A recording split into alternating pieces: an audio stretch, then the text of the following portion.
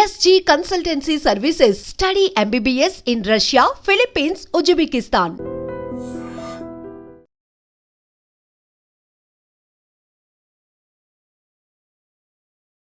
Welcome to iDream. Maoist పార్టీకి మరో ఎదురు దెబ్బ తగిలింది. రంపచోడవరం పరిసర ప్రాంతాల్లో పోలీసులకు మావోయిస్టులు జరిగిన ఎదురు కాల్పుల్లో 3 మావోయిస్టులు చనిపోయారు.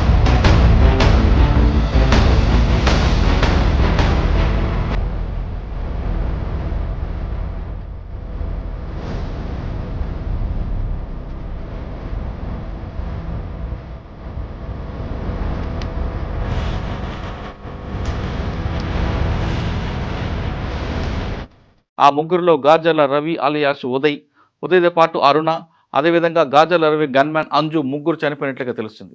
సంఘటన స్థలంలో 3 AK-47 పోలీసులు స్వాధీనం చేసుకున్నారు. ఇప్పటికే మావోయిస్టు పార్టీ సెంట్రల్ కమిటీ సభ్యుడితో పాటు చాలా సెంట్రల్ కమిటీ సభ్యులను కోల్పోతున్న మావోయిస్టు పార్టీకి ఏఓబీలో ఎవరైతే పార్టీకి ప్రాణం పోయడానికి వచ్చిన గాజర్ల రవి చనిపోవడం మరో ఎదురు దెబ్బగానే చెప్పుకోవచ్చు. గాజర్ల రవికి సంబంధించిన 3 అన్నదమ్ములు కూడా పార్టీలో ఉన్నారు. ఈ ముగ్గురులో గాజర్ల రవితో పాటు మరో వ్యక్తి కూడా చనిపోయారు. కానీ గాజర్ల అశోక్ అతను మాత్రం సరెండర్ అయి ప్రస్తుతం బయట ఉన్నారు.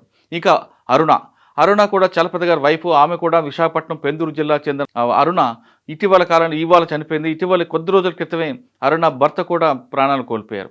మొత్తం మీద చూసుకుంటే ఏఓబీలో పూర్తిగా పార్టీ ఖాళీ అయిందనే విషయం చెప్పుకోవచ్చు. కానీ ఏఓబీలో స్టేట్ కమిటీ సభ్యుడు సురేష్ అదేవిధంగా ఉన్నారు కాబట్టి సురేష్ ఒకసారి కానీ మరొకసారి ఏఓబీలోకి ఎంటర్ అయితే పార్టీకి మరొకసారి పునర్జీవనం వచ్చే అవకాశాలు కనిపిస్తున్నాయి.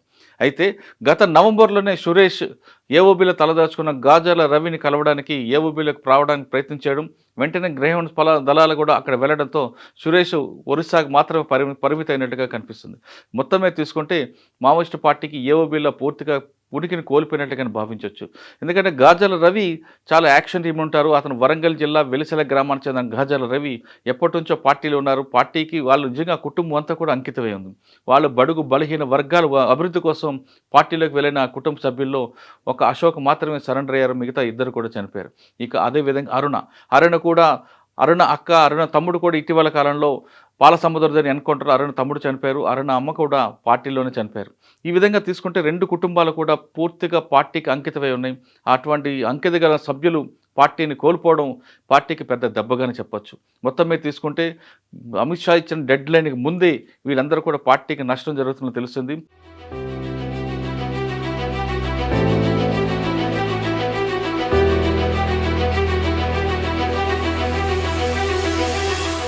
అమిత్ షా ఇచ్చిన 2026 మార్చి సరికి ఖచ్చితంగా 6 రాష్ట్రాల్లో మావోయిస్టు ఉనికి కనపడకూడదని ఒక టార్గెట్ ఇవ్వడంతో అందుకు అనుగుణంగా 6 రాష్ట్ర పోలీసులు కోఆర్డినేషన్ చేసుకుంటూ వెళ్లడంతో పార్టీకి పెద్ద దెబ్బగానే చెప్పొచ్చు. ఒకవైపు ఛత్తీస్గఢ్, మరోవైపు జార్ఖండ్, మరోవైపు ఒడిశా, ఇంకోవైపు ఆంధ్ర, తెలంగాణ, ఈ 6 రాష్ట్రాల పోలీసులు కోఆర్డినేషన్తో వెళ్ళడం, ఈ 4 రాష్ట్రాల పోలీసులకి ఆంధ్ర, తెలంగాణ సంబంధించిన ఎస్ఐబి కానీ గ్రేహౌండ్స్ ఇన్పుట్స్ ఇవ్వడంతో మిగతా 4 రాష్ట్రాల పోలీసులు మావోయిస్ట్ ఆపరేషన్కి చాలా ఫాస్ట్గా వెళ్తున్నారు.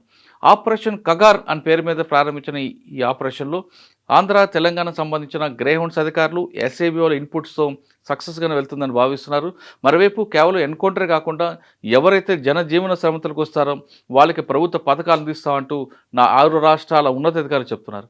కానీ పార్టీకి అంకితమైపోయి బడుగు బలహీన వర్గాల అభివృద్ధి కోసం పార్టీలకి వెళ్ళిన వాళ్ళు అయితే మరణంతోనే ఉండాలి, లేదా మనం బుల్లెట్తో రాజ్యం సాధించాలని నమ్మే వాళ్ళు మాత్రం బయటికి రాకుండా ఈ విధంగా గాజర్ల రవిలో కానీ, లేదా మనం చూస్తున్న బసవరాజు కానీ, అదేవిధంగా చలపతి కానీ వీళ్ళందరూ కూడా పార్టీని కోల్పోతున్నారు. ఇక మావోయిస్టు పార్టీలో ఎవరు సెంట్రల్ కమిటీ మెంబర్ అవుతారు, ఎవరు కార్యదర్శి అవుతారనేది చర్చ ఇప్పుడు నడుస్తుంది. అంటే బసవరాజు చనిపోయిన తర్వాత ఆ పార్టీలో ఎవరు అవుతారు కార్యదర్శిగా అనేది, సెక్రటరీ ఎవరు అవుతారనేది ఇప్పుడు ప్రస్తుతం చర్చ.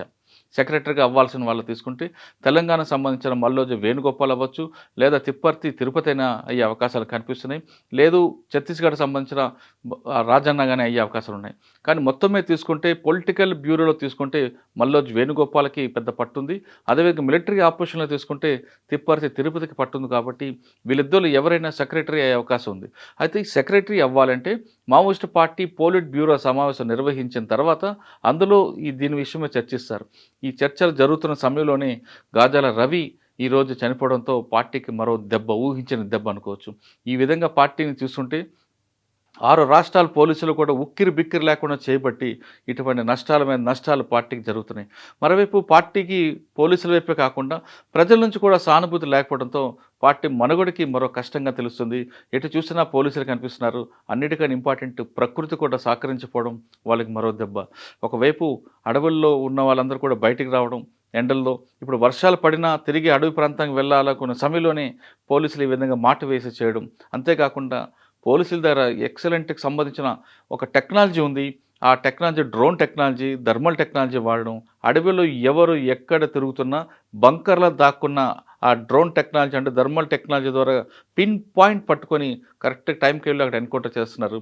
మనం ఇదంతా ఒక పార్ట్ అయితే, మనం ఇప్పుడు ఇటీవల చూస్తున్న బసవరాజు గారి విషయంలో కానీ, అదేవిధంగా చలపతి గారి విషయంలో కానీ, ఇప్పుడు గాజాల రవి, వీళ్ళందరూ పోలీసులు కేవలం సెంట్రల్ కమిటీ మెంబర్లు మాత్రమే, స్టేట్ కమిటీ మెంబర్లు మాత్రమే టార్గెట్ చేస్తున్నట్లుగా ఈ వరుస సంఘటనలు మనకి రుజువు చేస్తున్నాయి. ఎందుకంటే ఇప్పుడు మనం చూసిన 3 ఎన్కౌంటర్లు వాళ్ళకి పట్టుకొచ్చి హింసించి చంపినట్లుగానే దాఖలాగా ప్రజా సంఘాలు ఆరోపిస్తున్నాయి. అందుకు అనుగుణంగానే వాళ్ళ ఫేసులు కూడా క్లియర్గా ఉన్నాయి. ఒంటి మీద ఎలాంటి దెబ్బ కూడా కనపట్లేదు. కానీ ఇటీవల జరిగిన ఎన్కౌంటర్లో ఎక్కడ చూసుకున్నా మావోయిస్టు పార్టీ మిగతా సభ్యులు, మిలిషియన్ సభ్యులు దారుణంగా ఒంటి మీద తుపాకీలు, బుల్లెట్ దెబ్బలతో చనిపోయిన సంఘటనలు కనిపిస్తున్నాయి. కానీ ఈ ముగ్గురు మాత్రం ఆ విధంగా కనిపించట్లేదు. అంటే పోలీసులు కూడా కింద స్థాయి సభ్యులు కాకుండా కేవలం టార్గెట్ని సెంట్రల్ కమిటీ మెంబర్ని, స్టేట్ కమిటీ మెంబర్లే ఎంచుకున్నట్లుగానే మనకు వరుస సంఘటనలు రుజువు చేస్తున్నాయి. అంటే మరోవైపు మనకున్న అనధికార సమాచారం ప్రకారం 6 రాష్ట్రాల పోలీసులు సెంట్రల్ కమిటీ మెంబర్ ఎవరైనా ఆచూకీ తెలిపితే వాళ్ళకి లక్షలాది రూపాయలు ఇవ్వడానికి కూడా సిద్ధంగా ఉన్నారు. ఆ విధంగా డబ్బులు కుమ్మరించడంతో కొంతమంది పార్టీ వాళ్ళే కోవట్టుగా మారి ఇన్ఫర్మేషన్ ఇవ్వడం, ఇటీవల జరిగిన ఈ విధంగా పెద్ద పెద్ద నష్టాలు జరగడానికి మరొక కారణంగానే మనం చెప్పుకోవచ్చు. ఇదంతా ఇలా జరుగుతుంటే మరోవైపు బీజాపూర్లో కూడా ఎవరైతే లొంగిపోయారో వాళ్ళందరినీ కూడా మావోయిస్టు పార్టీ వల్ల తీసుకువెళ్ళి ముగ్గురిని హత్య చేశారు ప్రజాకోర్టులో పెట్టి. కారణం వాళ్ళు పోలీసుకి ఇన్ఫార్మ్గా మారి పార్టీకి నష్టం చేకూరుస్తున్నారనే భావంతో వాళ్ళని ప్రజాకోర్టులో పెట్టి ముగ్గురిని ఉరితీశారు. మరో 12 మందిని కిడ్నాప్ చేశారు. 12 మంది ఆచూకీ కోసం అటు బీజాపూర్ పోలీసులు కూడా తీవ్రంగా గాలిస్తున్నారు. ఈ విధంగా తీసుకుంటే టోటల్గా మార్చి 26 సరికి పార్టీకి భారీ నష్టం జరిగే అవకాశం అయితే చాలా స్పష్టంగా కనిపిస్తుంది. ఇంకా ఇప్పుడు ఉన్న తక్కిడిపల్లి వాసుదేవరావు గారు కావచ్చు, కట్ట రామచంద్రారెడ్డి కావచ్చు, మళ్ళా రాజరెడ్డి గారు కావచ్చు, ఇలా కొంతమంది తెలుగు వాళ్ళు ఉన్నారు.